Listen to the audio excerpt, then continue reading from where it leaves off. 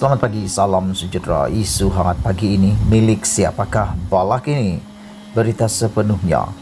Kalau tidak kerana media sosial, tidak ada siapa yang akan percaya dan yakin bahawa terdapat banjir balak di Pahang, khusus di Telemong Bentong. Kalau tidak kerana media sosial, tentu sahaja orang awam akan menelan bulat-bulat pengumuman Jabatan Perhutanan Negeri Pahang JPNP yang mengesahkan tiada sebarang aktiviti pembalakan sama ada secara sah atau haram di dalam hutan simpan Lentang Bentong. Mungkin orang awam akan telan sahaja hujah kejadian itu berpunca daripada kepala air di lokasi terbabit yang dikatakan bermula di hutan simpan Lentang susulan hujan lebat berterusan selama 3 hari antara 16 hingga 18 Disember tahun lalu. Akan tetapi, mujur ada media sosial, maka rakyat berani bertanya terang-terangan.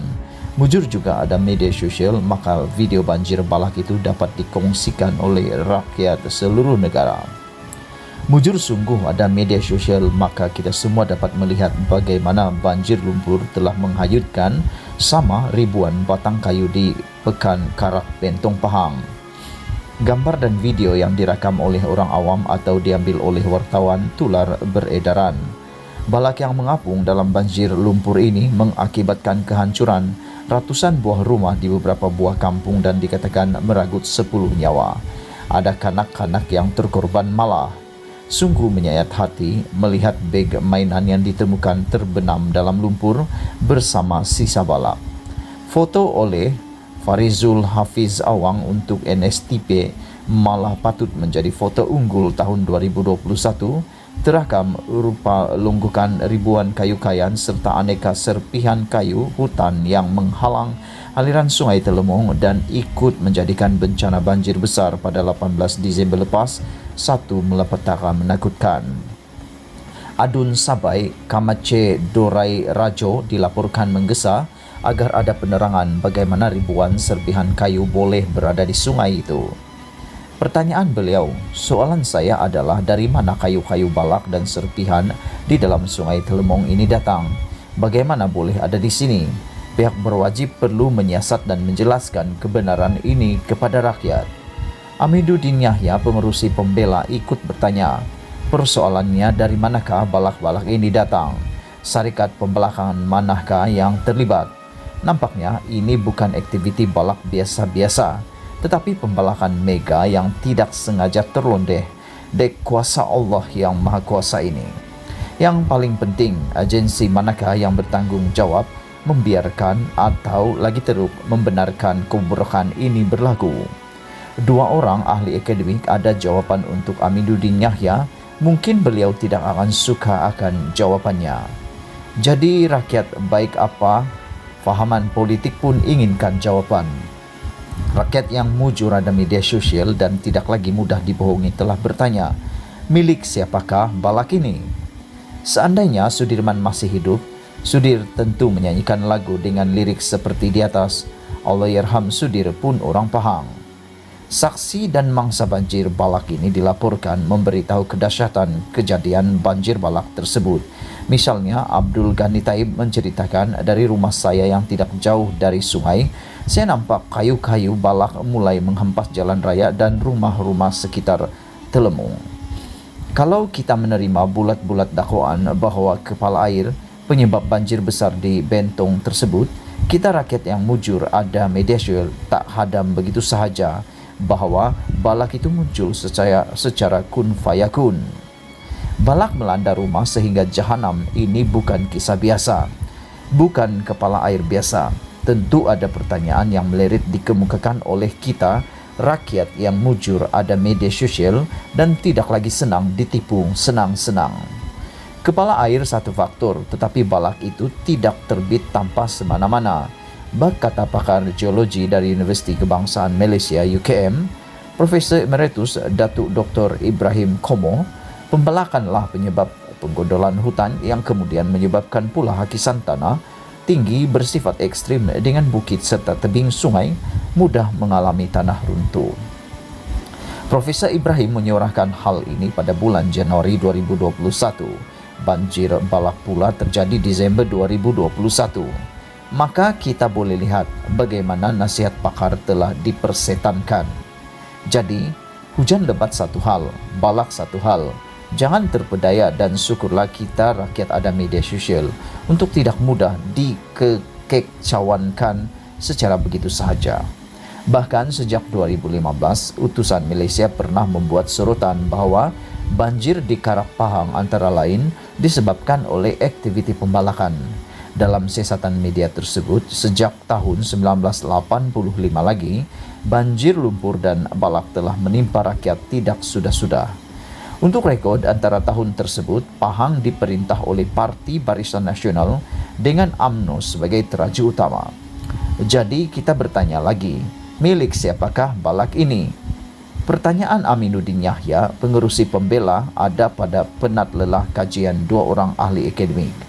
Untuk menjawab kemuskilan ini, rakyat yang acah bertanya, seperti Aminuddin boleh merujuk kepada perengganan dari buku tulisan Profesor Fadzila Majid Cook dengan tajuk The Challenge of Sustainable Forest Research Policy in Malaysia di halaman 98. Ia tidak berakhir di situ. Profesor Fadzila ada menjejarkan hujah-hujah lain yang menjolok rasa di halaman 101. Aminuddin boleh baca jika benar ikhlas mencari jawapannya. Bahkan jika Aminuddin Yahya, orang kuat ISMA, tidak terhenti setakat itu dan rajin membaca lagi, dia akan menemukan pula karangan ilmiah Profesor J. Karti Rahambi, bekas pemegang kursi sejarah Asia di Universiti Malaya dan mengajar di Cambridge. Dalam buku beliau, Nature and Nation, Forest and Development in Peninsular Malaysia, terbitan tahun 2005 oleh NUS Press, di mana di halaman 375 beliau turut menghuraikan perihal kerumitan isu pembalakan di negara ini. Disinilah menurut Karti Hambi, Wells datangnya dari Mahathir Mohamad yang pada bulan Januari 1993. Namun demikian, usaha Dr. Mahathir itu ada limitasinya. Seperti terlihat pada 8 Desember 2021 lalu, ia jelas tidak membuahkan hasil. Profesor J. Karti Hambi, Wells dalam buku beliau, Nature and Nation, Forest and Development in Peninsular Malaysia itu, khusus di halaman 375, menjelaskan serba sedikit mengapa perjuangan Dr. Mahathir Mohamad untuk membenteras pembelakan tersengkang. Aminuddin patut baca. Untuk pertanyaan yang banyak dikemukakan oleh media dan orang awam, milik siapakah balak ini? Dan untuk pertanyaan Aminuddin Yahya, pengerusi pembela itu, jelaslah jawapannya ada pada ketekunan dan keilmiahan kajian dua orang ahli akademik yang ikhlas dan jujur. Jika Aminuddin Yahya ikut baca dua buku yang saya sebutkan itu dengan hati terbuka, dia barangkali akan pusing menyokong peratifikasian Konvensyen Antarabangsa ICERD. Tapi itulah Aminuddin, itulah dia. Kedua-duanya bukan Profesor Kongkang. Kajian dua orang profesor ini sungguh balak dan agam sifatnya jika rapi dibaca. Ya, mujur ada perpustakaan dan mujur ada buku elektronik. Mujur dua buku ini terjual di Amazon. Mujur ada pembaca muda tak kira apa fahaman politik yang gairah bertanya. Mujur Dr. Mahathir masih hidup untuk kita bertanyakan kembali. Milik siapakah balak ini dan apakah yang terjadi pada bulan Januari 1993 itu?